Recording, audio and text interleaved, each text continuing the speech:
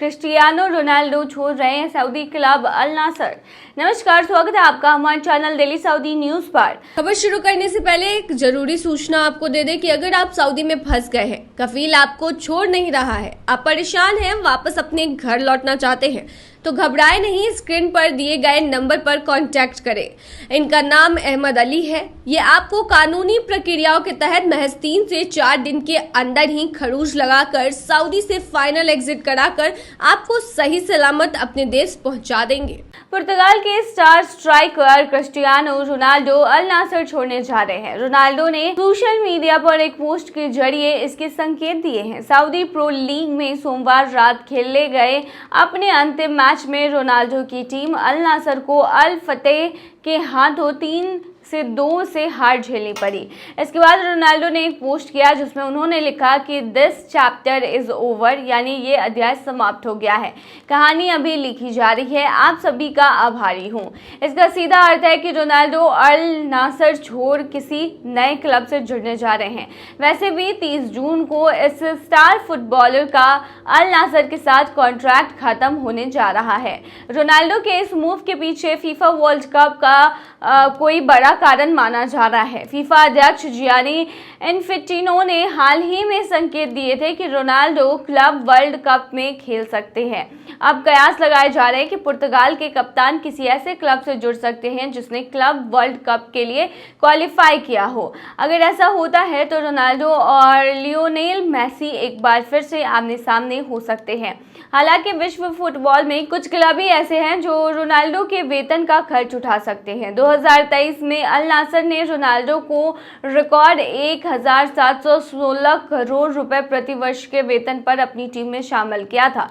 Reports के मुताबिक Brazil के एक क्लब बोटाफेगो ने रोनाल्डो के सामने प्रस्ताव रखा था। क्लब वर्ल्ड कप में खेलने जा रहे इस क्लब ने रोनाल्डो से अल्पकालिक सौदे पर बातचीत का दावा भी किया था। क्लब विश्व कप में हिस्सा लेने वाली 32 टीमों के लिए 1 से 10 जून तक ट्रांसफर विंडो खुली रहेगी। इस दौरान रोनाल्डो किसी नए क्लब से जुड़ सकते हैं। क्लब विश्व कप का आयोजन अमेरिका के 12 स्टेडियमों में 15 जून से 13 जुलाई तक किया जाएगा। रोनाल्डो ने सोमवार रात खेले मैच में अल नासर की ओर से पहला गोल दागा, जो कि उनकी क्लब करियर का 800वां गोल था। वे यह उपलब्धि हासिल करने वाले पहले फुटबॉलर बन गए हैं। वे अपने करियर में कुल 940 गोल के साथ टॉप पर हैं। सऊदी अरेबिया भी अब दुबई की राह पर 5 फैसले से बदले इस्लामिक देश की तस्वीर। सऊदी अरब की कोशिश अपनी कट्टर इस्लामिक पहचान वाले देश की छवि को बदलने की है। इसके लिए देश में कई बड़े लेवल पर चेंजेस लाए गए हैं। साल 2017 से सऊदी के क्राउन प्रिंस इस दिशा में काम कर रहे हैं। क्राउन प्रिंस मोहम्मद बिन सलमान की प्राथमिकता देश की अर्थव्यवस्था का विस्तार करना है। साथ ही वह अपने देश को दुबई की तरह वैश्विक पर्यटन स्थल और बिजनेस केंद्र बनाने की कोशिश में भी जुटे हैं, जिसके लिए उन्होंने कई अहम फैसले भी लिए। देखिए, इसी में एक बात ये निकलकर सामने आई कि 73 साल बाद देश में शराब बैन पर से पाबंदी हटाई गई है, लेकिन ये बिल्कुल फर्जी है। सऊदी अरब ने ऐसे साफ कह दिया है कि ऐसा कुछ भी नहीं है, लेकिन अपनी छवि बदलने के लिए सऊदी अरब ने पिछले 1 दशक में 5 बड़े फैसले लिए हैं। सऊदी अरब इस्लामिक कानूनों के आधार पर चलने वाला देश है। हालांकि 2034 के फीफा आयोजन और दूसरे वैश्विक आयोजनों का अवसर देखते हुए काफी चेंजेस सऊदी अरब में देखने को मिला है। इसी बीच खबर निकली थी कि शराब से 73 साल पुराना बैन जो है हटा दिया गया। 600 जगहों पर शराब मिलेगी। हालांकि बता दें कि ऐसा बिल्कुल भी नहीं है। सऊदी के किसी भी अधिकारी की तरफ से इसकी पुष्टि नहीं हुई है। साथ ही में जो सऊदी की अथॉरिटी है, उन्होंने सीधे तौर पर कहा है कि सरासर गलत खबर है, इसकी कोई भी पुष्टि नहीं करता है। वहीं साथ ही आपको बता दें कि भले ही अभी 73 साल का बैन नहीं हटा हो, पर सऊदी अरब में पहले ये नियम था कि कोई भी वहाँ शराब नहीं पी सकता था, जबकि आने वाले समय में एक बड़ा फैसला लिया गया और अब जो विदेशी राजदूत है, विदेशी राजनयिक है, वो शराब का सेवन सऊदी अरब में कर सकते हैं। 2017 में सऊदी अरब में महिलाओं को ड्राइविंग की अनुमति दी गई थी।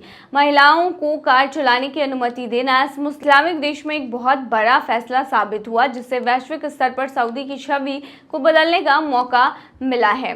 क्राउन प्रिंस का फोकस सऊदी को हॉस्पिटैलिटी और टूरिज्म का हब बनाना है, इसीलिए विदेशी पर्यटकों के लिए वीजा नियम आसान किए गए हैं। साथ ही अपने टूरिज्म के वैश्विक प्रमोशन का काम भी शुरू किया गया है। सऊदी अरब में कुछ साल पहले तक सिनेमा, संगीत कार्यक्रम और अन्य सार्वजनिक मनोरंजन की कोई परंपरा नहीं थी।